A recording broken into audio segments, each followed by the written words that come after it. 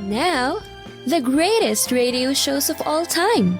Suspense. The Shadow Node. Washington calling David Harding, Counter Spy. Classic radio theater. The Great Gildersleeve. Fibber McGee and Molly. Dragnet. Gunsmoke. The Lone Ranger. Now, step back into our time machine with your host, Wyatt Cox. Good evening, friends of the Inner Sanctum.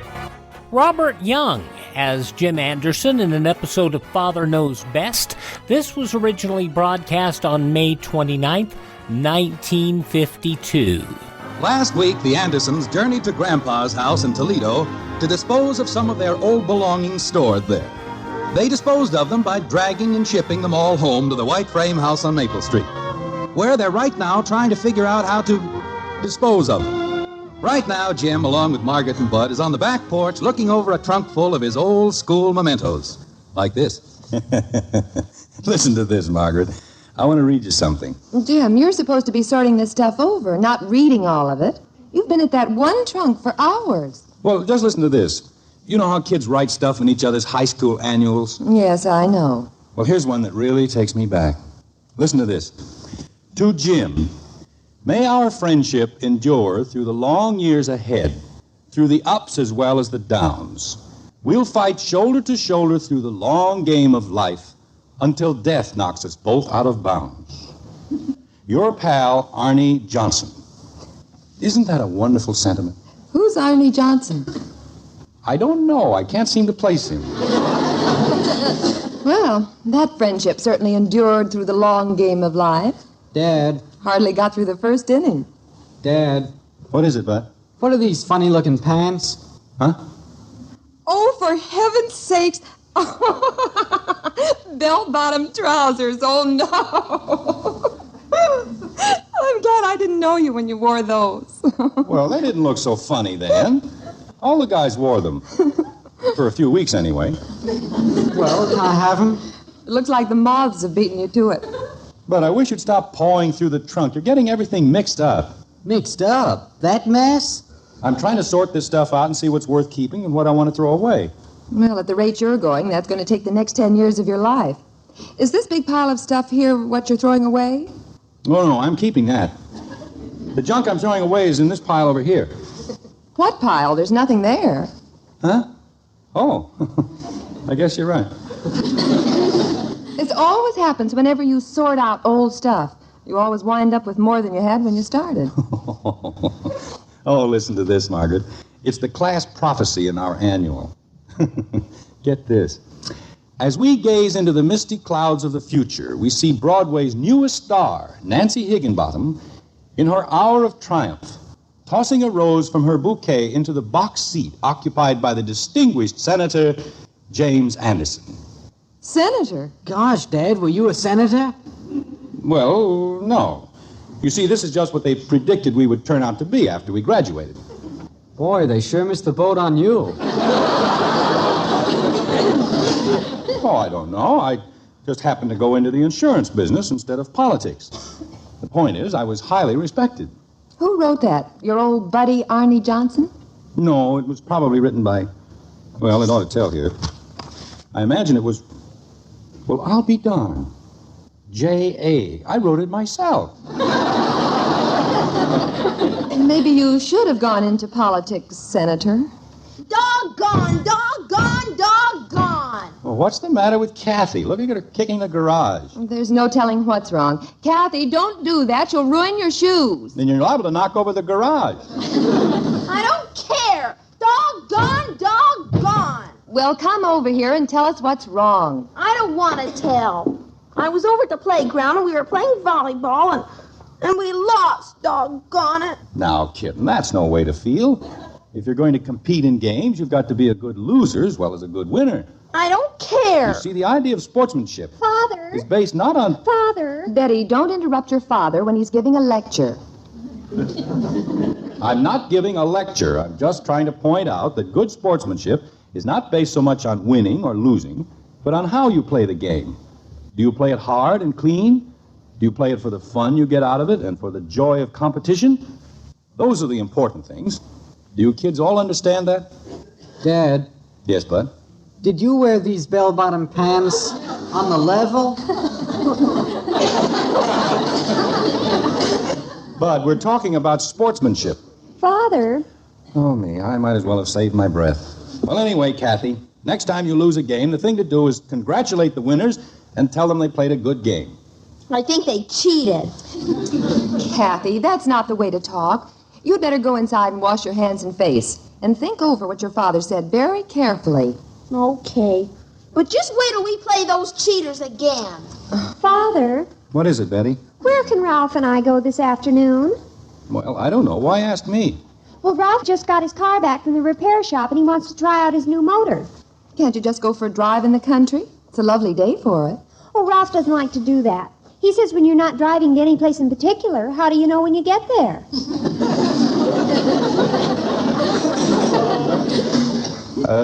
Yes. Ralph is very analytical. I can see that. Oh, I'll bet that's Ralph calling now. What shall I tell him? Oh, Ralph will think of some good analytical place to go. Hey, Dad, what's this? But I told you to quit pawing around in there. Look, Mom, a Max Sennett bathing suit. That's not so Max Sennett. That was regulation in those days. So don't act so smart. I'm not acting smart. I was just looking at it. Oh, I remember suits like that. My father had one just like it. Except his had a stripe around the bottom of the skirt. All right. It's still in pretty good shape. All it needs is a new button on the shoulder strap. I'll bet the girls took more than one look when they saw you strutting along the beach in that outfit. Look, you smart Alex, maybe you'd like to know I used to be quite a swimmer. As a matter of fact, I was on the swimming team when I was in college.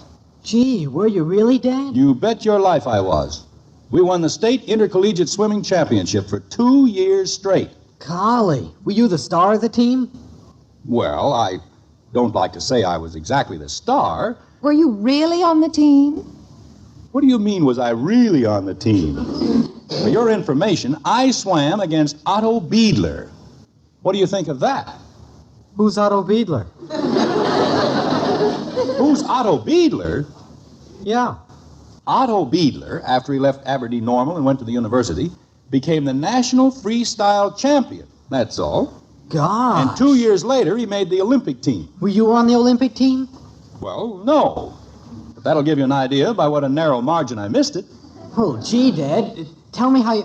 Oh, wait, there goes Joe Phillips down the alley. Hey, Joe, I got something to tell you. My dad almost made the Olympic team. Oh, now, Bud, don't go blabbing that all over. He beat Otto Bugler. And he was the champ. Oh, me.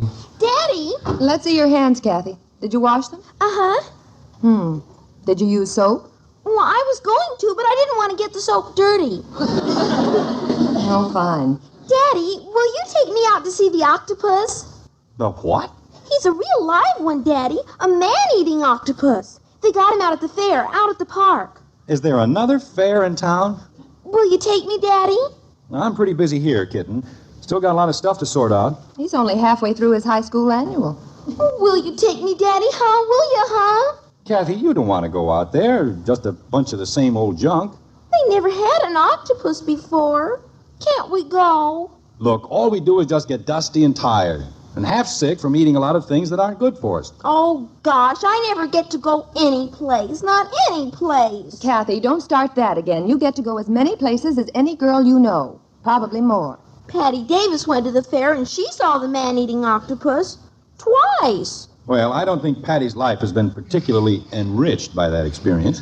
Father, Ralph can't think of anywhere to go. Can't you think of some place? Betty, I haven't time to map out your social itinerary. It's all I can do to... Wait a minute. I've got an idea. What is it? Why don't you and Ralph drive out to that fair at the park? Yeah, and see the octopus. What? And you can take Kathy with you. Oh, Father, you're so utterly Model T.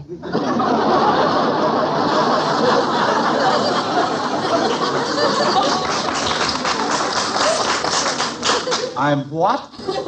You know that we don't want you-know-who, Tagging, along. Why not? What's wrong with me? Well, now, Betty, I think it would be very nice if you take Kathy out there. What a revolting idea. I'll tell Ralph, but I know he's got better sense than that. I'll go help you. Mother, don't let her follow me all over. Kathy, you go wash your hands again, and this time use soap. Oh, okay. Well, let's see now. Where was I in this mess, anyhow? You had just been elected senator. Oh, yes. Hey, Dad. Yes, son? Dad, you can beat Mr. Phillips, can't you? What are you talking about? Swimming. I was telling Joe about you being the star on the college team, and he claimed his dad could swim circles around you. Oh, I think George would need a pair of fairly speedy water wings to do that. That's what I said, so I told him you'd race his dad anywhere, anytime. You, did? So Joe said, okay, how about this afternoon at the YMCA pool? He's over asking his dad right now. Will you do it, Dad? Well, Bud, I'm pretty busy right now. And the button is off his bathing suit. He doesn't wear that old thing. He's got good swimming trunks. How about it, Dad? This afternoon, okay? Well, but maybe sometime when I'm not so busy. Oh, gee, Dad, you're not afraid to race him, are you? Oh, no, of course not. That's not it at all. Okay, I'll go call him then. Bud, come back here. Oh, me. Jim, I don't think you ought to do a thing like that. You don't know how right you are. You're not in condition. It's not that. I'm in fair shape from golf, but, well, I just hate to let the boy down.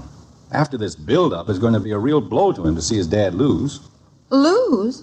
But how could you? Weren't you the captain of the swimming team? I didn't say I was the captain. Well, star then. I didn't say that either. That was Bud's idea.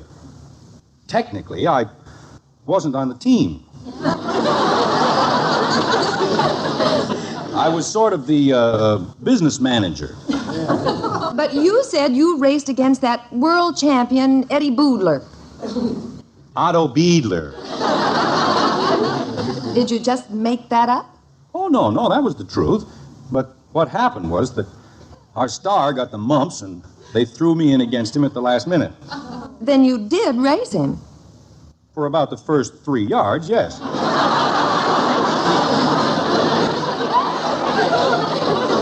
That was the last I ever saw of him.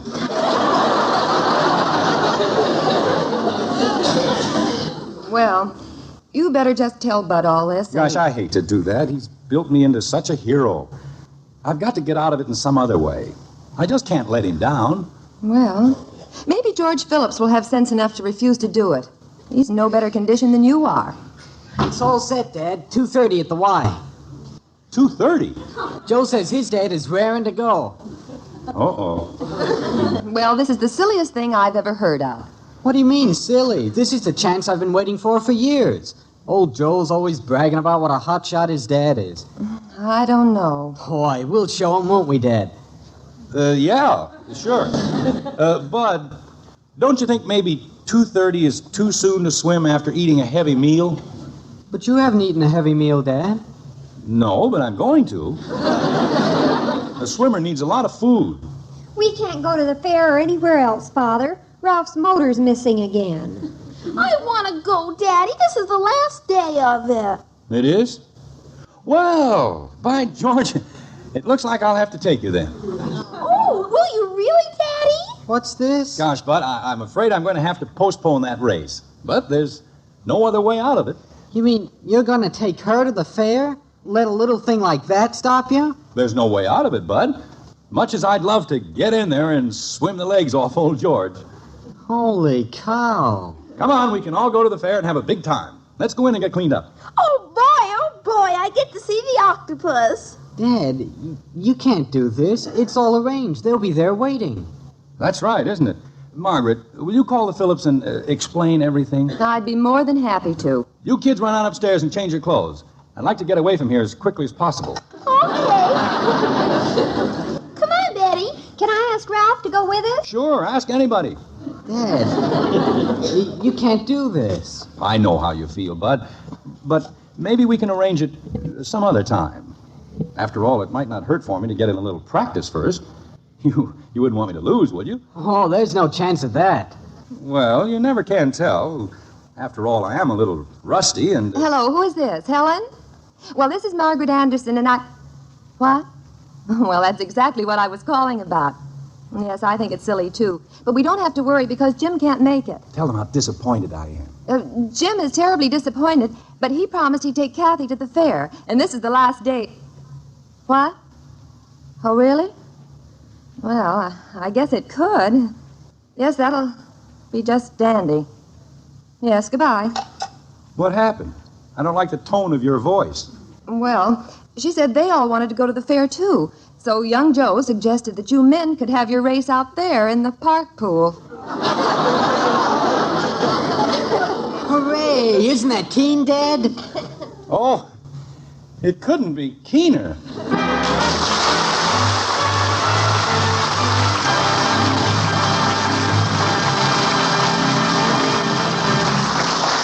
The Andersons will be right back. May 29th, 1952, Father Knows Best on Classic Radio Theater with Wyatt Cox. Let's see, if something costs less, but people are happier with it, that sounds like something to look into, and that's MediShare. Maybe you've heard switching to MediShare to pay for healthcare can save the typical family $500 a month, and that's huge, but it's also true that people are way more satisfied after making the switch, too. The customer satisfaction rate for MediShare is double that of the typical health insurance plan. Double. MediShare works. It's been around for more than a quarter century, and members have shared more than $3 billion of each other's bills. People love having telehealth and a huge nationwide PPO network. So, yeah, you can save a ton and like it better. Imagine being happy with how you're taking care of your health care. So if you're self-employed or part of the gig economy, or you just want a plan you're happy with, you can call right now and get a price within 2 minutes. A very, very smart use of 2 minutes. Here's the number you need. 833-34-BIBLE. That's 833-34-BIBLE. 833-34-BIBLE. Classic Radio Theater with Wyatt Cox on your favorite station. More of Father Knows Best, May 29th, 1952.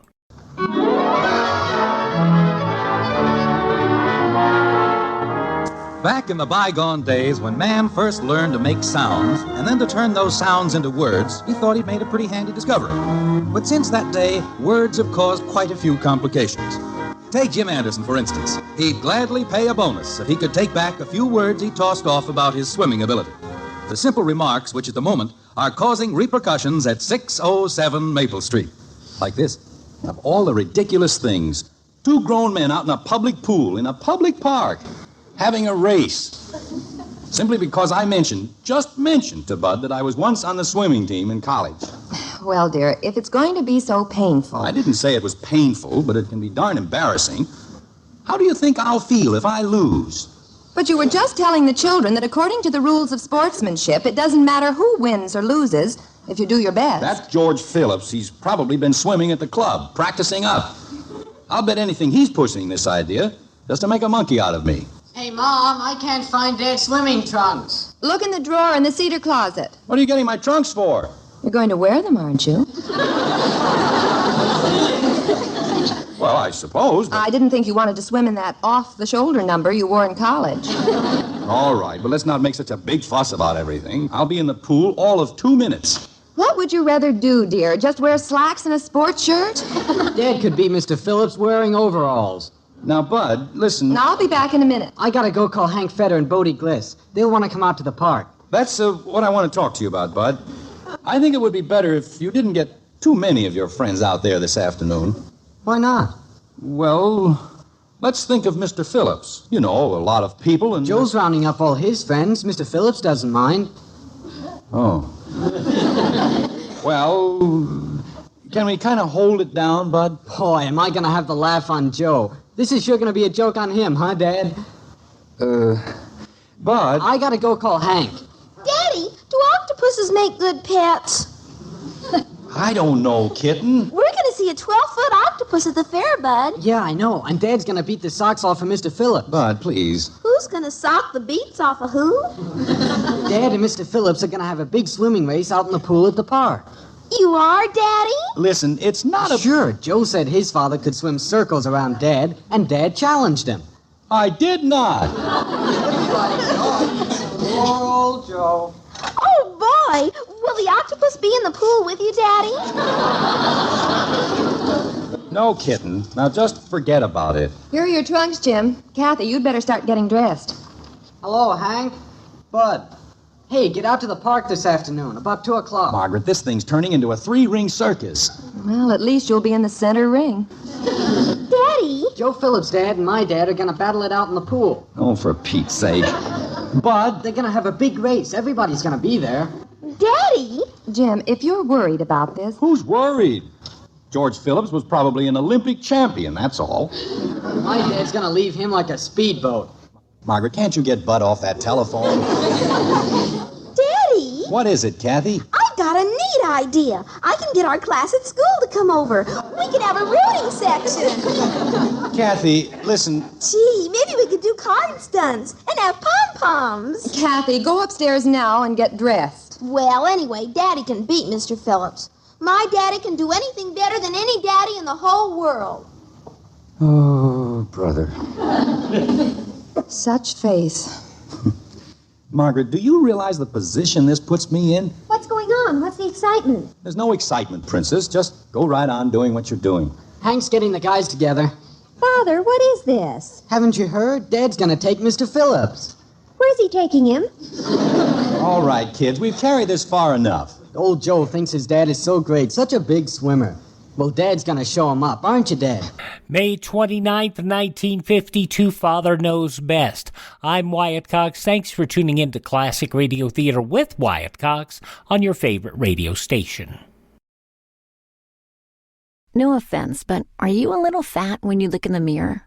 How would you like to learn the secrets to lose 3 to 5 pounds a week easily without joining the gym or going through any crazy diets? It's called Body Sculpt by Med Diet. For the last 2 decades, we've been helping people just like you that have pounds they want to shed. We've helped millions of people lose thousands and thousands of pounds over the years. And now it's your turn. Learn the secrets of how to lose weight with one simple phone call. You'll see an amazing difference in a matter of days. Don't believe us? We'll offer you a money-back guarantee. If you're ready to start losing weight right now, call right now to learn more about your risk-free order to Body Sculpt. Call for your risk-free offer. 800-738-5332. 800-738-5332. 800-738-5332. That's 800-738-5332. Are you in bad pain? You know what I mean. Your knees hurt. Your shoulder hurts. Your elbow and back are constantly killing you. And I'm sure you've tried every pain pill or cream available at the drugstore. Am I right? Well, here's something you haven't tried. Pain Magic. Pain Magic is not available at any drugstore. The only place you can get it is by calling the special toll-free number I'm about to give you. And to make things even better, call right now and find out about our buy one, get one free offer. We're so confident it'll work for you that we offer a free bottle with your purchase. No prescription required. Call now to learn how you can get Pain Magic and get rid of your pain. Remember, your results may vary. 800-492-8164. 800-492-8164. 800-492-8164. That's 800-492-8164.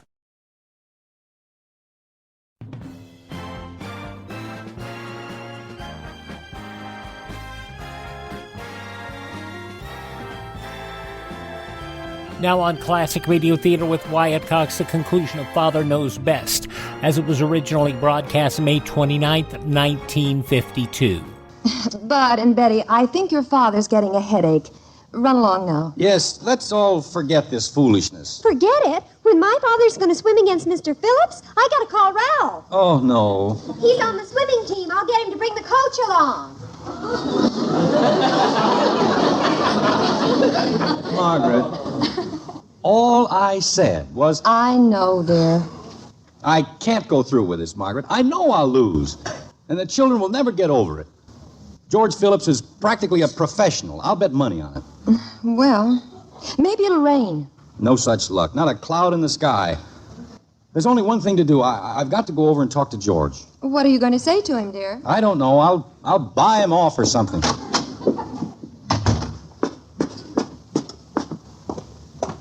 He'll probably laugh at me. Knows he's got me right over a barrel. Olympic swimmer. Hey, Jim. Huh? Oh, George.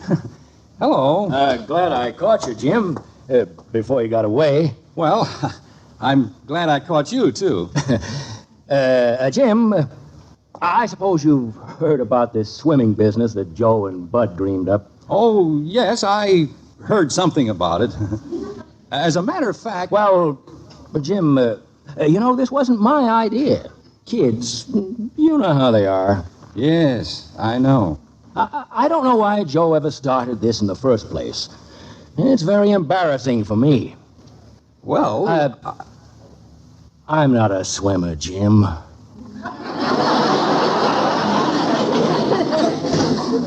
You're not? Oh, I can get around in the water, but I'm not in your league. Oh, well, I'm not very good. Really? What I came over to ask you, Jim, it's a real favor. Joe and the boys are going to be out there this afternoon watching us, and would you kind of take it easy, Jim, so I don't look too bad? Oh, sure, George. Don't worry about it. Everything will be all right. Oh, thanks, Jim. You don't know how much this means to me. Those kids are going to be out there watching their dad. I know. Mine are going to be there, too. Good luck, George. See you out there, Jim. How do you like that? Oh, what a rascal you are.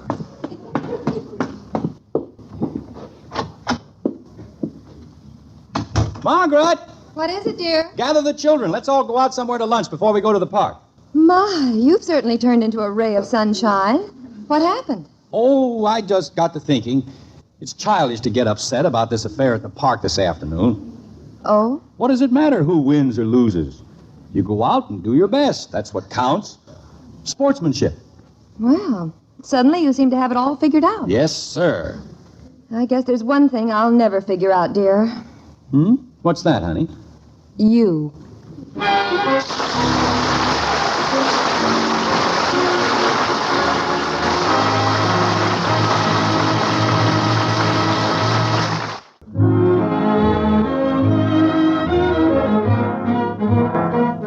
Well, there's quite a crowd at Nickerson's Park this afternoon. Fair, sideshows, man-eating octopus. But the important scene of action right at the moment is over by the public swimming pool. Jim Anderson has just climbed out of the water, walked over to where Margaret is waiting. Like this. Now, Jim, remember what you said at home. What a mean trick. Now, relax, Take dear. it easy, he said. Give me a chance, he said. I gave him a chance, and look what happened. He beat me. Well, dear, he did his best to let you win. He couldn't swim any slower without sinking. Maybe didn't do it on purpose, but what am I going to do, Margaret? How will I ever be able to face the children? Oh, I don't think it will bother them too much. What do you mean? They weren't even here for the race. They all went over to see the octopus. Oh, the things that happen to a father.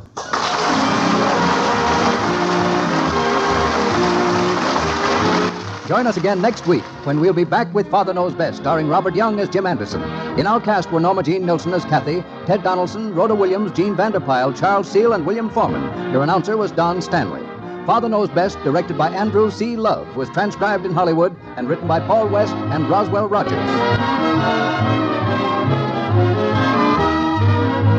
May 29th, 1952, Father Knows Best on Classic Radio Theater with Wyatt Cox. It's a big, bold story set in the heartland of America, along the edge of Lonely Mountain. I am open for business. And so Big William Gorgon, played by handsome Michael James, fiercely set down his Midwest roots. Oh, darling, we're going to sell bathrobes and raise chickens. Set his adoring wife, Wilhelmina, portrayed by beautiful Glenda Olsen. Oh, I love our store, Will. But they hadn't counted on Big Ralph's bathrobes and cattle store coming to town. Oh, Will, what will we do, Will? Will had a plan, a way of facing off against tough Big Ralph. We're going to change the face of America. We're going to advertise. Ad for what? With print, broadcasting, and bus benches, we're going to tell people who we are and where we are. What's a bus? And so the story of how one man brought advertising to the heartland. Oh, will it work? It will. Well, my name ain't Will, Wilhelmina. You got to advertise or we'll die. And so the greatest marketing story of all time is here. Advertise or die, dopey. Put your message on this national advertising platform. Email classicradiotheater@gmail.com. classicradiotheater@gmail.com. Now on Classic Radio Theater with Wyatt Cox, Part 2 of the 5-part yours truly Johnny Dollar story, The Reasonable Doubt Matter. This was originally broadcast May 29th, 1956.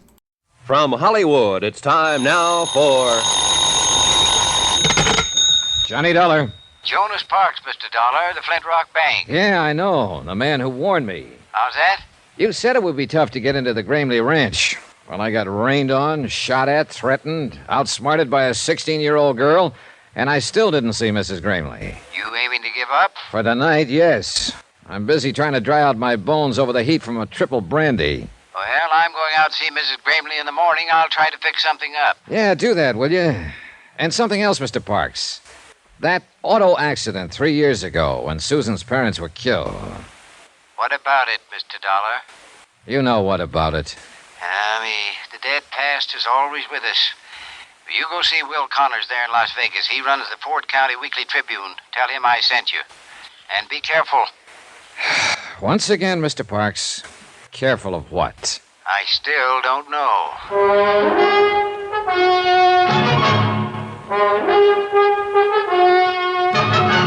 Tonight and every weekday night, Bob Bailey in the transcribed adventures of the man with the action-packed expense account, America's fabulous freelance insurance investigator. Yours truly, Johnny Dollar.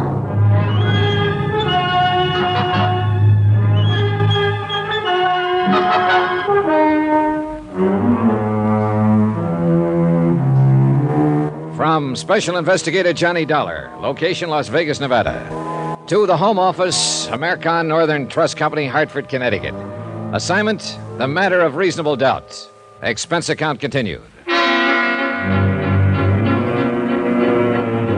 Item 4, $7.25. A triple wasn't enough, so I bought the whole bottle and took it up to my room. I was bushed, and not just from being caught out in a desert cloudburst.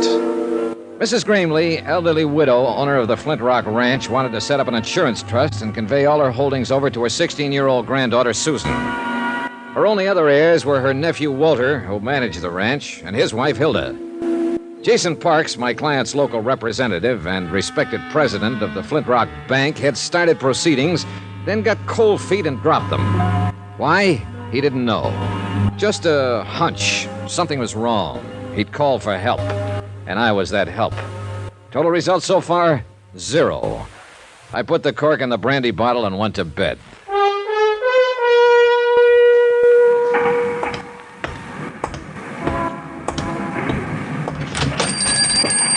I'll be with you in a minute, young fellow. No hurry. The Weekly Tribune, like 1,000 other Weekly Tribunes across the country.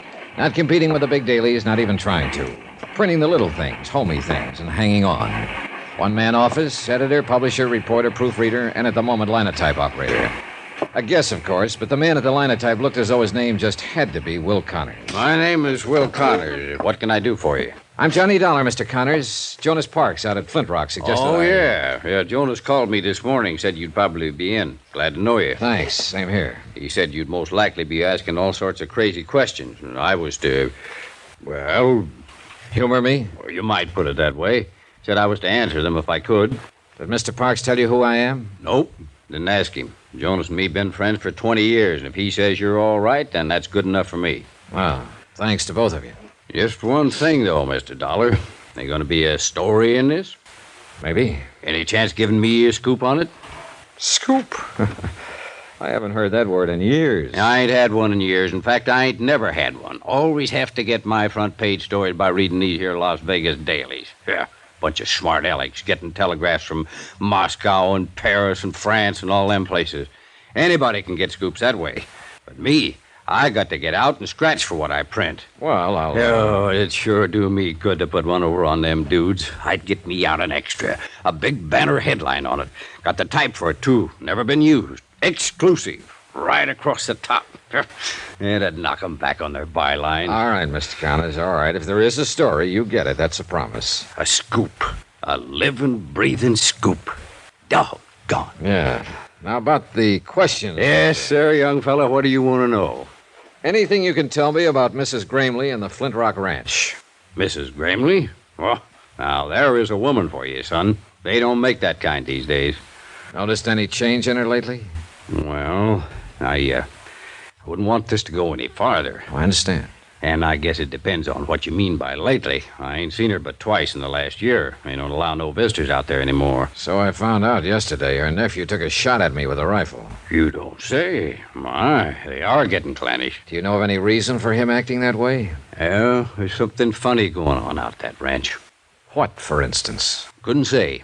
But like I was telling you, I've only seen her twice, and she was different somehow. It was like she was, well, breaking up, sort of. Scared of something? Maybe. I don't know. Of a nephew by any chance? Walter? Well, I'd say he acts about as scared as she does, or as upset, at least. Maybe they're both scared of something. What about the granddaughter, Susan? Is she scared, too? Not that one. Oh, she's strange enough, all right. But the old Nick himself wouldn't scare her none. What do you mean she's strange enough? You met her, Mr. Dollar? For about 3 minutes yesterday afternoon. That's long enough. How'd she strike you? Well, it was one of the most honest kids I've ever met. Or else the cleverest. Yeah, that's about the size of it. Which do you think? Beats me. I've known her since the day she was born.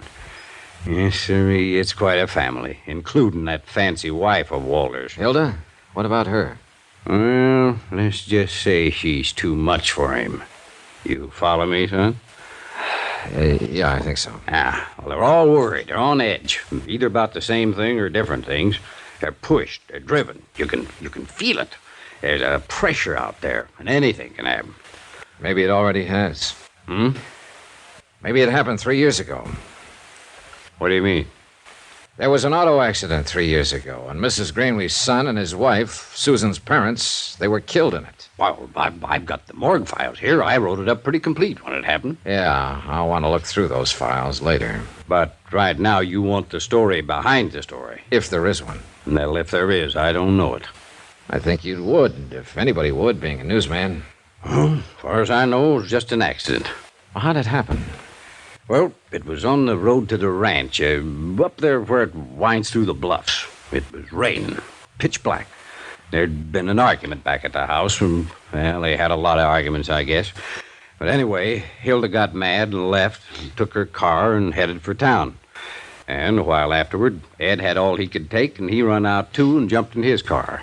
Susan tells me that was a habit of her father's whenever he lost his temper in an argument. Yeah, he'd always get in his car and drive like a demon till he got over it. She also made a kind of a strange remark. She said they knew about it.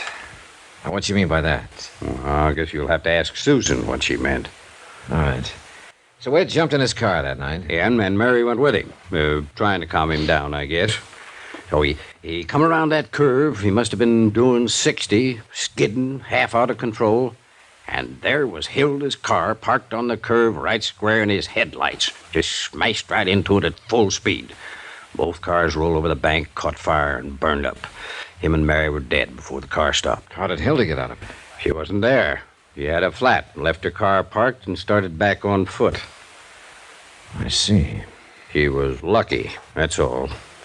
She sure was, Mr. Connors. Real lucky. I took a back file of the Tribune into the outer office and went over the news stories on the deaths of Ed Greenlee and his wife. I found nothing that Will Connors hadn't already told me. Shocking loss, fine people, sudden accident. I kept hanging up on that word, accident. I kept wanting to put a question mark after it. I was so absorbed I didn't even notice her come in until she spoke to me. Hello, Mr. Dollar. Well, are you following me, Susan? Nope. Got some copy for Mr. Connors. I write articles for him sometimes. You know, clever kid and all that sort of. I see you took me seriously. How do you figure? You didn't close that paper fast enough. Now, why would an investigator from the Cattlemen's Association be interested in an auto accident 3 years back? Suppose you tell me. Because you're not an investigator for the Cattlemen's Association. Who are you, Mr. Dollar? I've got half a notion to level with you, Susan. Then I'll go the other half by leveling with you. Aunt Hilda called the association office in Reno this morning. They said they never heard of you. Imagine that. Mr. Parks was out at the ranch just before I left. She asked him about you, too. He said he'd never seen or heard of you. I see. He was lying, though. I can always tell when people are lying, and they know it, too. That's why they're uncomfortable around me. Yeah, I know what you mean. Hey, look, Susan. Did Mr. Parks talk to your grandmother? No. He was supposed to arrange for me to see her. About the accident. Maybe. I'm not sure yet. I'm shooting in the dark. Oh, it's time somebody did. Where are you staying, Mr. Dollar? At the Carmen Manor. Okay. I'll get it set up and call you there later. Get it set up? Sure. Fix things so that you can get in to see my grandmother.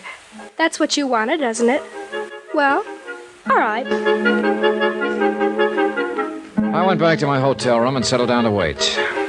If a 16-year-old kid could manage what a bank president couldn't, then me for the juvenile league. What happened a couple of hours later, though, wasn't exactly juvenile. Yeah, come in. Hello? Wow. You busy, Mr. Dollar? Not too busy. Come in. Thanks. I don't believe I'm Hilda Grimley. I imagine you've heard of me during your cattle investigation. Well, somehow you don't seem to fit with cattle. A compliment? Observation. What do I fit with? I don't know yet, Mrs. Grimley. Hilda. Now I'm beginning to know. Cigarette? Thanks. I'll stick with my own brand. It usually works out better that way. Thanks. Nice cigarette case. Gift. I'm always getting gifts. Including a wedding ring? Oh, I've got one. It's around someplace. Just so you don't forget where you left it. I couldn't if I wanted to. You wouldn't have a drink for a lady, would you? Brandy? I love brandy. And gifts? And a lot of other things. Like money? Oh, money's real nice. It's next to the best. Now, what's the best? Excitement. I see. Don't you think it's best? Well, it depends. At least you're in the right spot for it. I hope so. Look, I haven't got any money, and I never give gifts. You've got brandy, though. Pour us a drink, Johnny, and then we'll talk. What about? Excitement.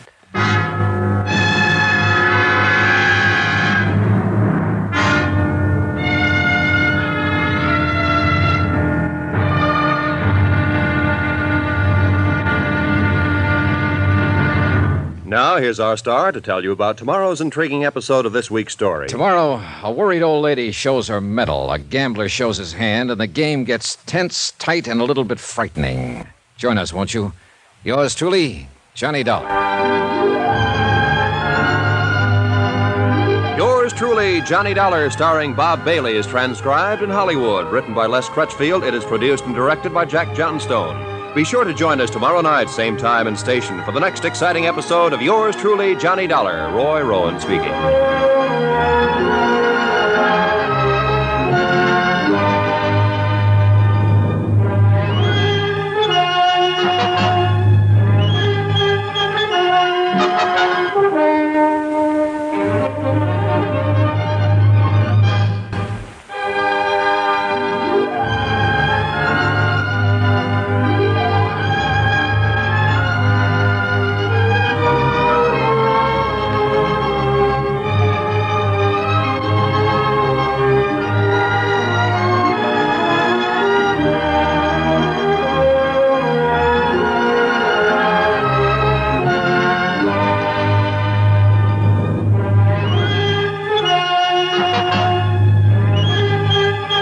Part 2 of the 5-part Yours Truly Johnny Dollar story, The Reasonable Doubt Matter, from May 29th, 1956. Thank our radio stations and support their advertisers. It is their kindness and courtesy that allows us to be with you each and every time we roll around here on your favorite station. Now, if you miss a day here on your favorite station, you do not have to miss a single show. Our shows are available through Spotify, Spreaker, TuneIn, Apple Podcast, Google Podcast, Amazon. All you have to do is search for Classic Radio Theater with Wyatt Cox. That's Classic Radio Theater with Wyatt Cox. Or even easier, go to my webpage, classicradio.stream. There you can stream our shows on demand, learn more about classic radio collecting, find all our social media links, and contact me there, classicradio.stream. Thanks for tuning in. Tell all your friends the great radio shows are right here at this spot on the dial. Classic Radio Theater with Wyatt Cox on your favorite radio station.